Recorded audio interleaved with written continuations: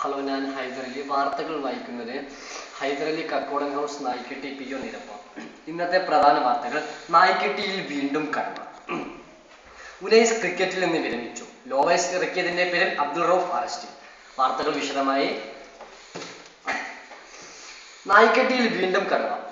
10ാം class വിദ്യാർത്ഥി അസ്കർ എന്ന 16-കാരനെ കണ്ട് കടുവ ബോധം കെട്ട് മൃഗാശുപത്രിയിൽ ചികിത്സയിലാണ് കഴിയുന്നത്.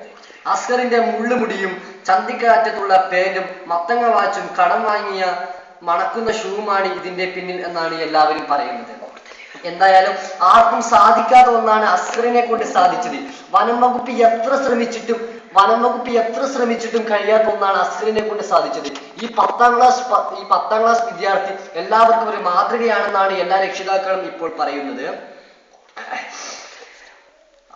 ഈ മാസം 12-ന് മന്ത്രി KV ശശി പ്രത്യേകം അസ്കറിനെ അഭിനന്ദിക്കാൻ വേണ്ടി നായ്ക്കെട്ടി നൂൽപ്പുഴ പഞ്ചായത്തിലേക്ക് വരുന്നുണ്ട്. അദ്ദേഹത്തിന്റെ വരവിനായി നായ്ക്കെട്ടിയിലെ എല്ലാ ജനങ്ങളും വളരെയധികം പ്രതീക്ഷയിലാണ് ഇപ്പോൾ നിൽക്കുന്നത്. അസ്കർ നായ്ക്കെട്ടിയുടെ ഒരു അപമാന പുത്രൻ തന്നെയായി ഇപ്പോൾ മാറിക്കൊണ്ടിരിക്കുന്ന ഒരു നിമിഷമാണ് ഇപ്പോൾ നമുക്ക് കാണാൻ കഴിയുന്നത്. ഇപ്പോൾ അബ്ദുൾ റൌഫ് ലൈനിലുണ്ട്. അബ്ദുൾ റൌഫ്, എന്താണ് ഇപ്പോൾ നായ്ക്കെട്ടിയിൽ നിന്നും അസ്കറിന്റെ ഷൂവിന്റെ മണവും മുള്ളുമുടിയും കണ്ട് ബോധം കെട്ടി വീണ കടുവയെ കുറിച്ച് താങ്കൾക്ക് അറിയാൻ കഴിയുന്നത്? അതോ ഹലോ അബ്ദുൾ റൌഫ്, താങ്കൾ കേൾക്കുന്നുണ്ടോ? ഹലോ ഹൈദർ, എനിക്ക് കേൾക്കാം.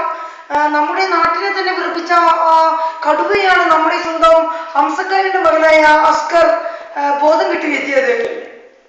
വളരെയധികം ത്യാഗങ്ങൾ സഹിച്ചാണ് അസ്കർ ഇത് ചെയ്തതെന്നാണ് പറയുന്നത്. പക്ഷെ കണ്ടുനിന്ന മൂപ്പത്തി കുഞ്ഞിയമ്മ നമുക്ക് വിവരം നൽകിയത് അസ്കറിന്റെ ആ മണമുള്ള ഷൂവും ആ വൃത്തികെട്ട നോട്ടവും മത്തക തലയും കണ്ടാണ്. ഹലോ അബ്ദുൾ റൌഫ്, നമുക്ക് തിരിച്ചു വരാം. ഇപ്പോൾ അസ്കർ ലൈനുണ്ട്. ഹലോ അസ്കർ, താങ്കൾ ഇപ്പോൾ നിരപ്പത്ത് സിറ്റിയിലാണ് നിൽക്കുന്നത്. ഇപ്പോൾ എന്താണ് അവിടെ നിന്ന് താങ്കൾക്ക് അറിയാൻ കഴിയുന്നത്? ഇപ്പോൾ അസ്കർ പറയൂ, താങ്കൾക്ക് കേൾക്കാൻ പോകാൻ പറയുന്നത് അസ്കർ. ഹലോ അസ്കർ, KVയുടെ ലൈൻ കട്ടായി എന്ന് തോന്നുന്നു. എന്നാൽ നമുക്ക് വീണ്ടും റൌഫിലേക്ക് തിരിച്ചു വരാം. ഹലോ റൌഫ്, കേൾക്കുന്നുണ്ടോ? നമ്മുടെ നാടിനെ വിറപ്പിച്ച കടുവയെ തന്നെയാണ് അസ്കർ വീഴ്ത്തിയത് എന്നാണോ എനിക്ക് സംശയം. ഇനി നമുക്ക് ഒന്നും തെളിയിച്ചു പറയാൻ പറ്റാത്ത ഒരു ഘട്ടത്തിലാണ് നായ്ക്കെട്ടി സ്വദേശികൾ. നമ്മുടെ മുഖ്യമന്ത്രിയായ KV ശശിയാണ് അസ്കറിനെ പ്രത്യേകിച്ച് അനുമോദിക്കാൻ വേണ്ടെന്നാണ് പുതിയ അറിവ് നമുക്ക് ലഭിച്ചത്.